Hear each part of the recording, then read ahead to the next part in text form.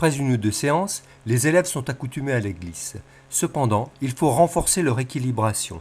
On peut partir des situations proposées précédemment, mais en utilisant des pentes plus accentuées qui donnent plus de vitesse.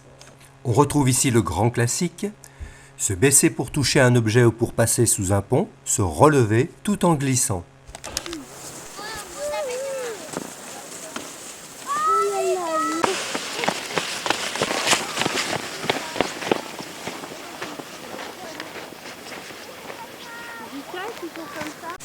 La chasse à la flexion des genoux n'étant pas fermée, on peut demander de réaliser l'exercice avec une coupelle posée sur la tête.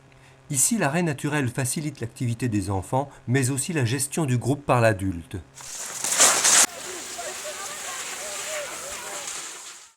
L'équilibration latérale et le transfert d'appui sont aussi à reprendre sans modération. Dans cette configuration, plutôt que des plots qu'il faut sans cesse remettre en place, mieux vaut utiliser des branches de sapin posées dans la trace qu'on enlèvera en quittant le site.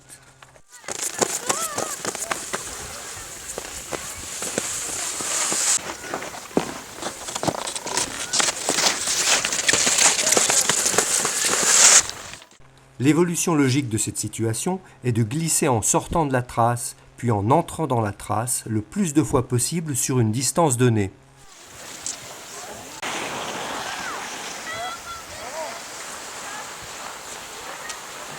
Alors Jérémy, je laisse combien Jérémy moi 0. Non mais moi, c'est pas facile hein. C'est comment ça? Au fil des essais, chacun essaiera de battre son record. Si on dispose d'un site aménagé, il ne faut pas hésiter à mettre en place ces situations matérialisées et à les faire évoluer. Allez, alors tes skis, tu demandes peut-être à Hélène pour les sortir parce qu'ils sont un peu... Toucher les cônes posés sur le côté avec une main ou deux mains et se relever entre les cônes. Histoire de faire une petite difficulté là. Ou essayer de toucher la dragonne. La différence c'est que vous avez une force qu'il faut passer dessus, donc pensez bien à vous baisser. Ou encore glisser en attrapant un ballon.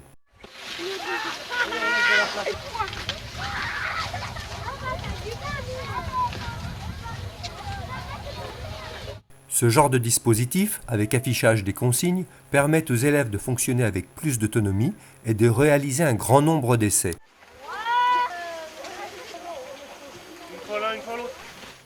On peut travailler le changement de direction en glissant, mais attention, pour commencer, il faut utiliser une pente faible.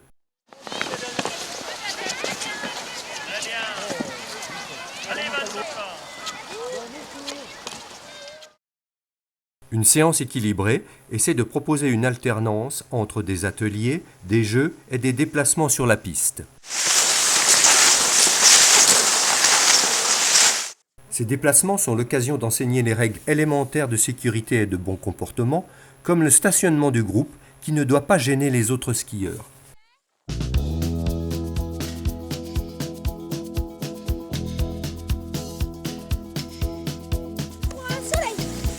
1, 2, 3 soleil est un jeu intéressant qui sollicite l'équilibre et la prise d'appui. Quand le meneur de jeu se retourne, les skieurs peuvent continuer à glisser mais sans faire de mouvement.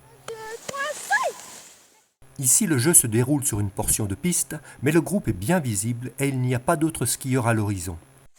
1, 2, 3, soleil.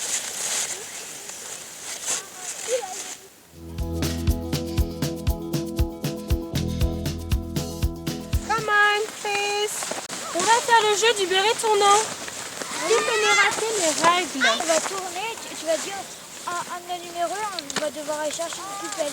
L'objectif, c'est d'arriver le premier à attraper une coupelle. Et qu'est-ce qu'on fait si le copain a attrapé la coupelle? On doit le toucher. On doit le toucher, très bien, pour pouvoir Gagner un point.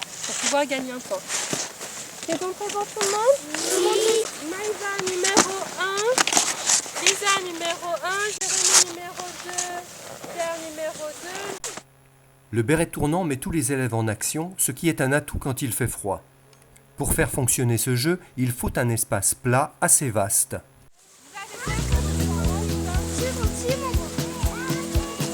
you ready? Yeah.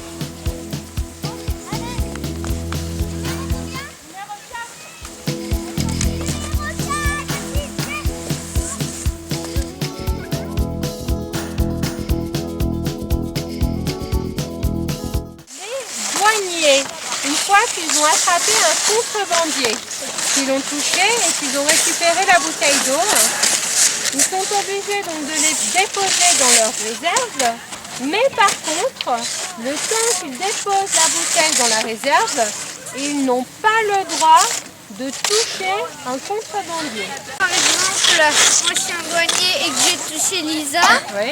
et je prends la bouteille et comme je vais la poser dans ma réserve, j'ai pas le droit de toucher Brian qui est un contrebandier. Dans ce jeu de poursuite et d'évitement, on ne désigne que 2 douaniers qui doivent intercepter les contrebandiers pendant qu'ils traversent la frontière. Les douaniers se déplacent sans ski pour éviter les chocs trop violents.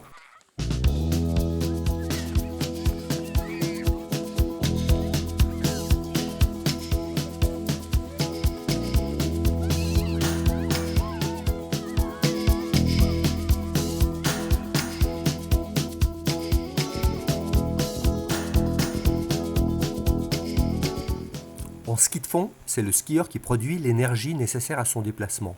Voyons quelques exemples pour commencer à progresser dans ce domaine. Allez, on se lance. Et hop, on laisse aller. Sur un terrain plat, prendre de l'élan entre 2 repères pour glisser le plus loin possible. Ici, la position encore trop verticale empêche la maîtrise de l'équilibre antéro-postérieur. On va faire plusieurs exercices sur ce petit bout de piste. On fait attention parce qu'il y a d'autres skieurs qui viennent en face. Vous glisserez jusqu'à l'endroit où se trouve la dame qui vous accompagne, qui est habillée en quelle couleur? Ensuite, vous revenez sur la piste dans le sens normal. Première chose, c'est de glisser dans les rails en balançant bien ses bras. Par contre, on pense à mettre ses gants avant de partir. Allez, un autre qui part derrière. On repart ici d'une situation basique de coordination, mais réalisée sur un plat légèrement montant.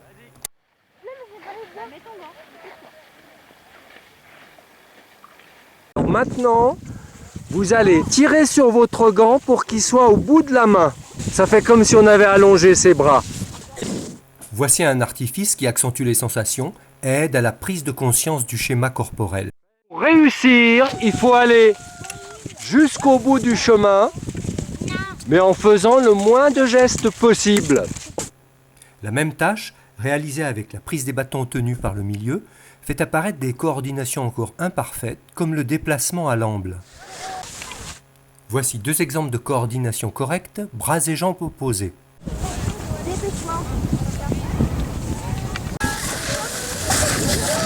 C'est très bien.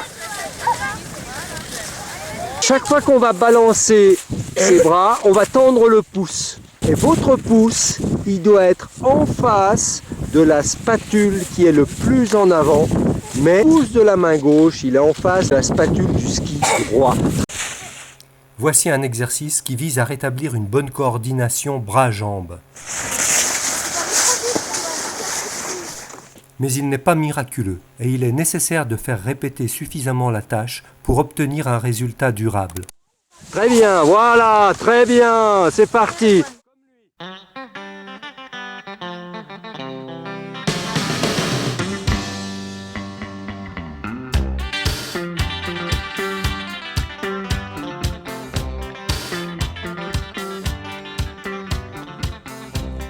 Il est intéressant d'utiliser les terrains naturels lorsque les conditions s'y prêtent. Pas de risques objectifs, trous ou branches, neige molle, zone d'arrêt facilitante et circuits faciles à surveiller.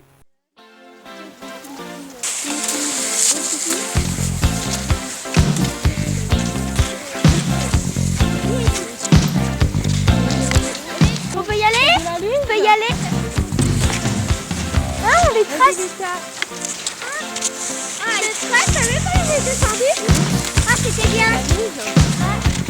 Et là, quand on t'arrêtait, tu te mettais sur la neige! Ah bah!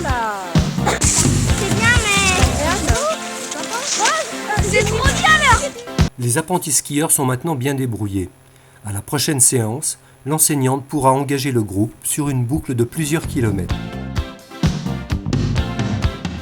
Les enfants, est-ce que tout le monde a bien ses lunettes? Oui! Tout le monde a bien ses gants? Oui. Vous avez pensé à prendre une petite bouteille d'eau avec vous? Oui. Très bien, nous sommes prêts alors.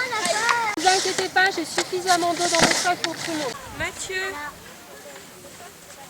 Jérémy, Martin, Ninou, Lilou et Lucas. Bon bah tout le monde est là. C'est parti. Alors les enfants, on va suivre la piste. Chemin des écoles. Est-ce que vous voyez sur le panneau? Oui, tout en haut. Ça va être de quelle couleur? Elle fait combien de kilomètres celle-ci? 4 kilomètres et au départ de l'achat. Donc c'est celle-ci qu'on va suivre tout le long. Il faudra bien regarder les panneaux. Alors Lisa, tu es Serpine, tu es la voiture balai. Ça veut dire que tu dois attendre la personne qui tombe devant toi, s'il y en a une, et que tu es la dernière du rang. D'accord? Derrière toi, il ne doit plus avoir personne. Très bien? Allez.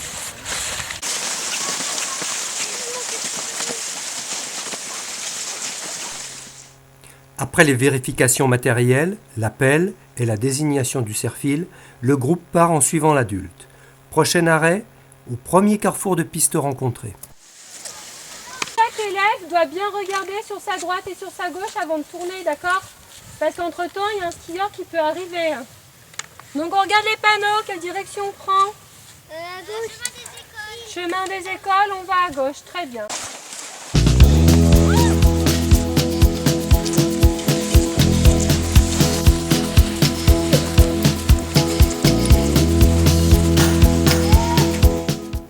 En chemin, le responsable arrête le groupe dans un endroit où il est bien visible des autres skieurs et recompte les enfants. Nous sommes au pied d'une grande montée. Cette grande montée, vous allez la faire par groupe de 3 ou 4. Pour réussir, il faut que le groupe arrive complet au sommet de la montée. Au sommet de la montée, il y a une table. Donc, il faut s'arrêter là où il y a cette table. Celui qui est devant doit faire attention et bien regarder derrière pour savoir si les autres le suivent. D'accord ? Voici une façon d'organiser le déplacement pour franchir une montée longue où les différences de niveau peuvent créer des écarts importants. Le point d'arrêt est clairement défini. L'adulte responsable ferme la marche. Au sommet de la montée, il recompte les enfants. Très bien. On va changer de voiture balai. On va envoyer les camionneurs. Viens Lisa, on échange. C'était bien la voiture. On restera tout à l'heure.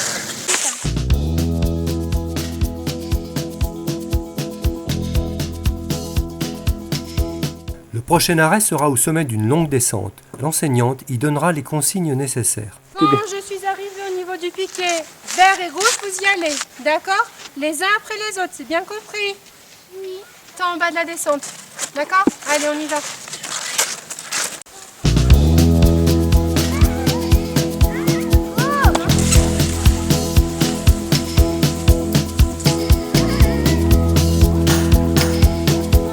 Tu sais quand tu dois partir?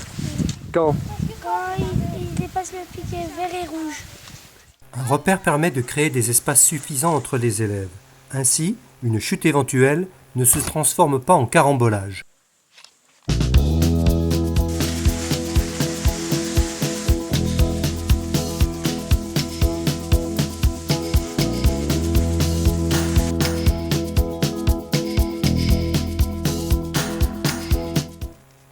Si un élève tombe, les suivants doivent sortir de la trace, puis continuer jusqu'à l'endroit où se trouve l'adulte. Il ne faut surtout pas stationner dans la descente.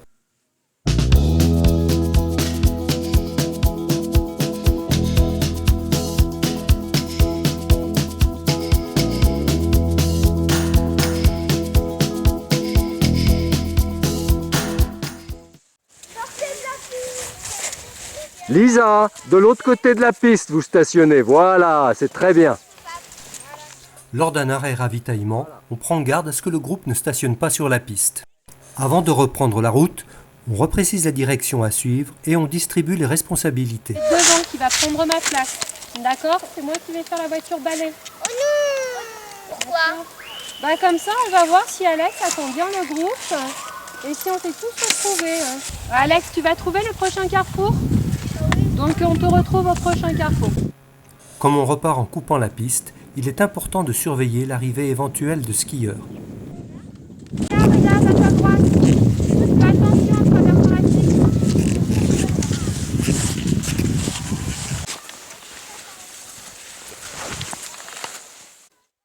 Lorsque la fatigue se fait sentir, il est pertinent que le responsable se place à la fin du groupe.